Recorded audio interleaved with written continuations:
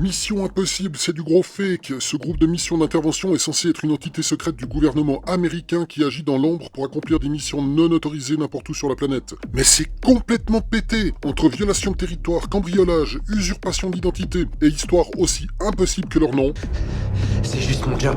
l'équipe de Mission Impossible se permet de tout sur tout sans rien en avoir à battre quelque chose. Tu devrais faire preuve de plus de respect, gamin. Et avec un équipement aussi impossible que leur existence.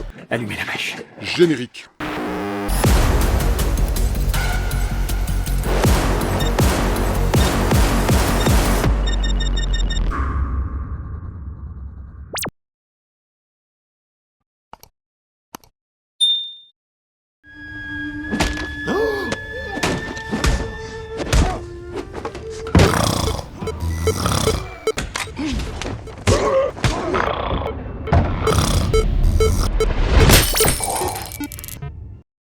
Après ma vidéo sur James Bond et ses inepties en matière de gadgets qui frisent l'insulte du vrai SIS britannique, Je reste de glace devant les détails sordides de vos frasques. je me suis dit qu'il fallait attaquer avec Mission Impossible du côté ricain.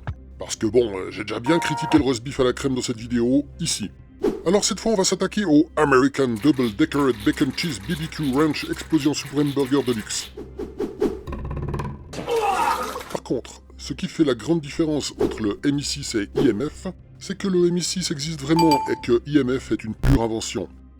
IMF veut dire Impossible Mission Force, Mission Impossible en français, et MI6, ben c'est CIS, et CIS c'est pas IMF, même si des fois ils travaillent avec les CIA, mais pas la NSA, qui est ricain évidemment, et la CIA et la NSA existent, mais pas IMF, et IMF c'est pas anglais, c'est aussi ricain.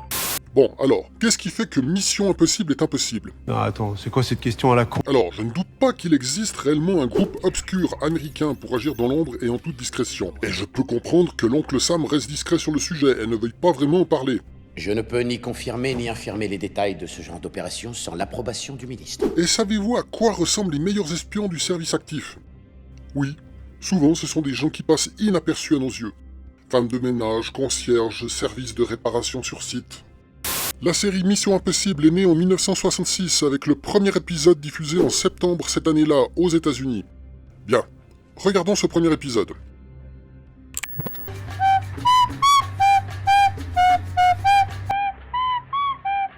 Bonjour, Monsieur Briggs.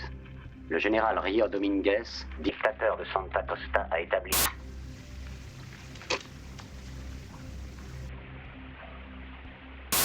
Alors, c'est possible? Oui, je peux manœuvrer de l'intérieur, mais je serai obligé de faire sauter le système automatique.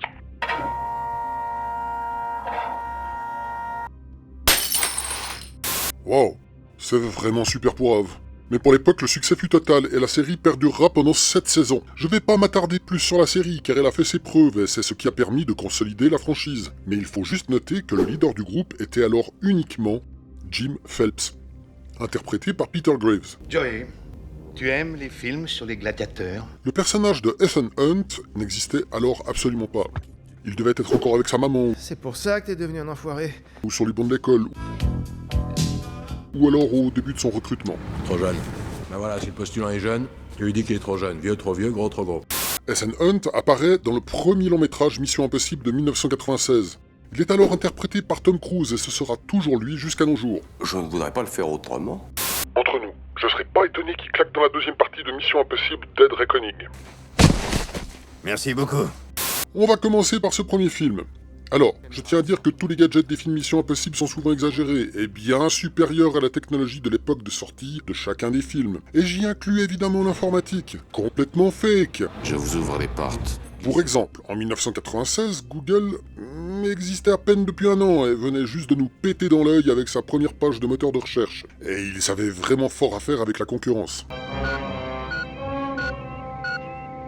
Ce premier film Mission Impossible marque une transition avec la série, mettant en évidence un Jim Phelps déjà âgé et interprété par John Voight, le papa d'Angelina Jolie. Enfin, on s'en cogne. On s'en cogne. Je ne crois pas spoiler ce film vu qu'il a presque 30 ans. Si vous ne le connaissiez pas, démerdon ziziche.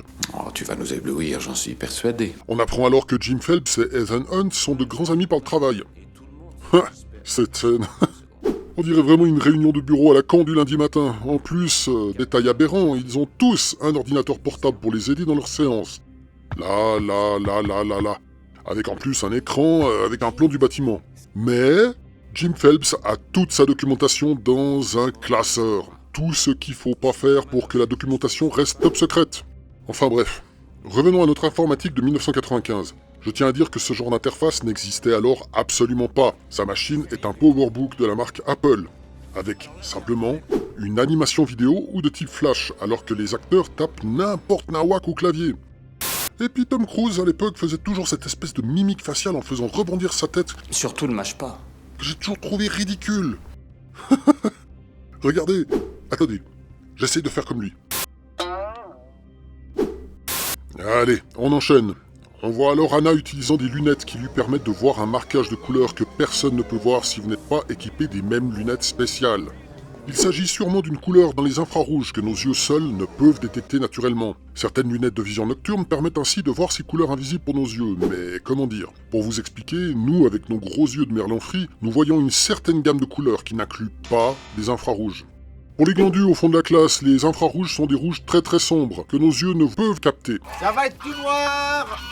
Il existe des lunettes sensibles aux infrarouges, mais pas comme celle-ci. En 1995, cela ressemble plutôt à ça.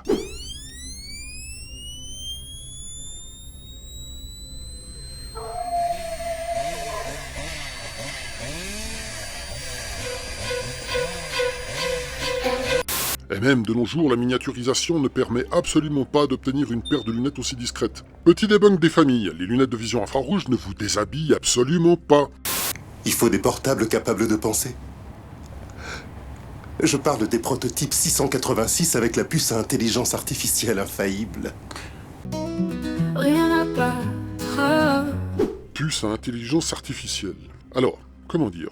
Le niveau d'intelligence artificielle de 1995. Attendez.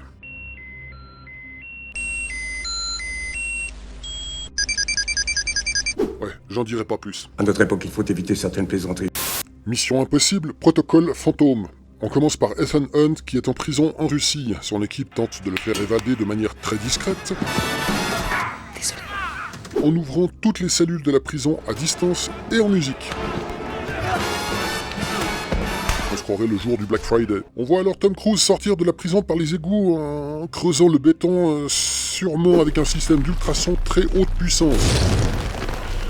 Alors, il faut savoir qu'il y a de la recherche dans le domaine pour tenter de détruire du béton plus aisément avec des ultrasons et de l'eau sous haute pression. Mais c'est destiné à la démolition et cela ne va en aucun cas à cette vitesse. Cela n'existe absolument pas. Puis, ils apprennent leur nouvel ordre de mission. S'infiltrer dans le Kremlin pour voler des données sensibles. J'ai cru que tu disais le Kremlin! On voit alors Ethan Hunt et Benji déguisés en gros clichés de commandants militaires russes pour tenter de s'infiltrer dans le lieu le plus sécurisé de Russie. Et évidemment, son équipe pirate le serveur de données militaire avec une facilité déconcertante en quelques secondes. Et avec un petit boîtier qui se connecte sans fil sur le système de sécurité du Kremlin, depuis un conduit, et tout ceci pour y ajouter leurs fausses identités. Mais oui, bien sûr! Tu es formidablement antipathique. Je le fais tous les jours. Et en passant, je me demande même si en VO leur accent russe est vraiment si parfait. Est-ce que l'un d'entre vous qui parlerait couramment la langue pourrait me le dire? Mais je devine déjà un peu la réponse. Montrez-moi vos mains! Ne faites pas ça, s'il vous plaît. Vous devriez partir. S'il vous plaît. Lors de leur infiltration, on les voit poser une toile écran qui reproduit l'image du fond du couloir pour berner le garde en poste. À votre avis, est-ce que cela peut exister? Non, en fait, je vais même pas le dire, c'est tellement évident. Enfin, moi, j'aime bien les prendre comme ça, sur le côté, je les retourne, et puis on continue, et ensuite... D'accord, très doué. Attends, j'ai pas fini! Bon, allez, je vais pas être totalement un counard avec la franchise Mission Impossible. Mesdames et messieurs, j'ai l'immense honneur de vous présenter le seul gadget de la plus haute crédibilité de toute la série de films Mission Impossible. Impressionnant! On applaudit bien fort! Celui-là, c'est le meilleur. Dans la suite de cette mission, Ethan Hunt et son équipe font un passage à Dubaï. Ça aurait pu être dans un endroit bien plus discret, mais non. Il fallait évidemment aller dans un des hôtels les plus connus de la planète. Mais pour faire leur transaction, pourquoi ils n'ont pas choisi d'aller dans le désert, là où il n'y a rien et personne? Ça va, Imhotep. Ça va, Imhotep. Et comme par hasard, Ethan Hunt se voit obligé d'escalader le plus haut gratte-ciel du monde, que l'on appelle le Burj Khalifa. Oh bah ça alors, quelle chance! son équipe possède justement des gants qui s'inspirent des pattes de gecko capables de grimper sur des surfaces lisses comme le verre. On appelle ça des adhésifs biomimétiques. Il s'agit de nanopoils appelés Cetae qui permettent aux geckos d'exploiter les forces de Van der Waals. Les forces de Van der Waals sont des forces d'attraction très faibles qui existent entre toutes les molécules, même si elles ne sont pas chargées électriquement. Elles s'attirent très légèrement les unes envers les autres, et lorsqu'elles sont plusieurs millions au centimètre carré, elles suffisent pour retenir une charge conséquente. La recherche actuelle a permis de tester des gants et des semelles biomimétiques en laboratoire dans des environnements contrôlés, sur des surfaces de verre spécifiques. Mais rien n'existe encore dans le domaine militaire ou commercial. C'est du fake.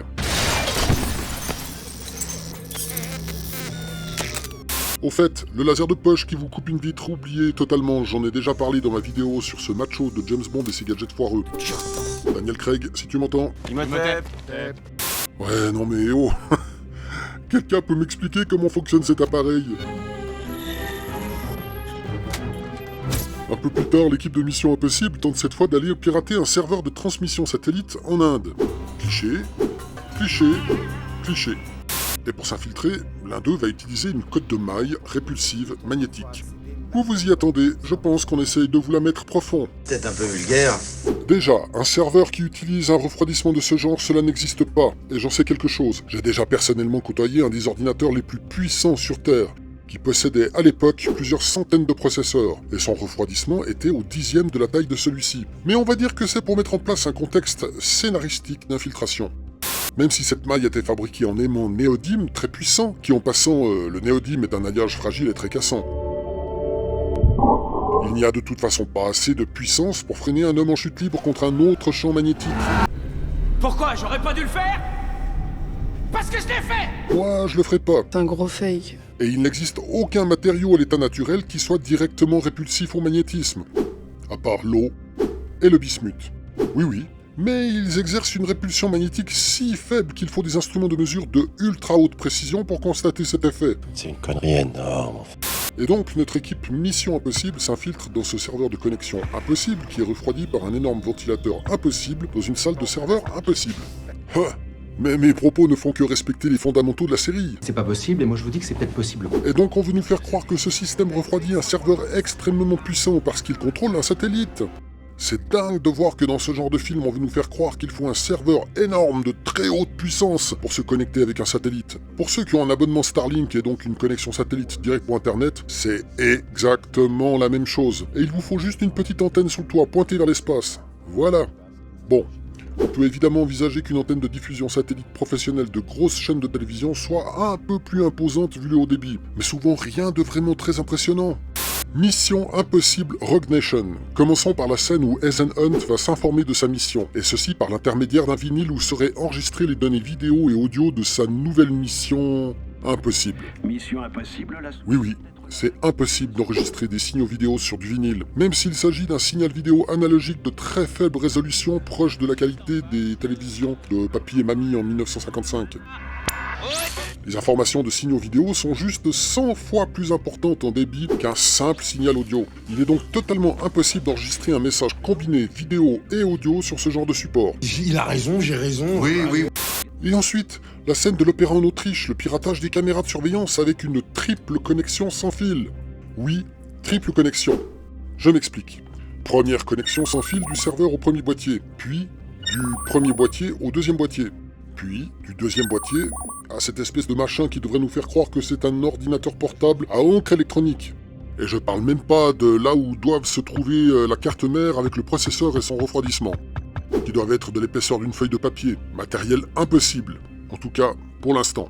Mission Impossible Dead Reckoning partie 1. On y apprend qu'une IA d'une puissance incomparable serait capable de conscience propre et de pouvoir agir sur toute interface numérique et en prendre le contrôle. Bon, ok, mais là elle se trouve au fond de l'eau. C'est un peu hard pour elle d'aller pirater l'ensemble de la planète, sachant que les sous-marins communiquent uniquement quand ils sont vers la surface. Bon, ok, je vais pas encore trop juger sur cet épisode, car en 2024, la suite n'est pas encore sortie. Un grand merci à tous mes fans pour votre soutien indéfectible. Promis, un jour vous mourrez de rire avec moi, même si pour l'instant c'est plutôt moi qui meurs de rire en analysant ces scènes improbables. N'oubliez pas de jeter un œil à mon lien Tipeee en description pour soutenir cette mission qui, avouons-le, est encore plus folle que les cascades de Tom Cruise.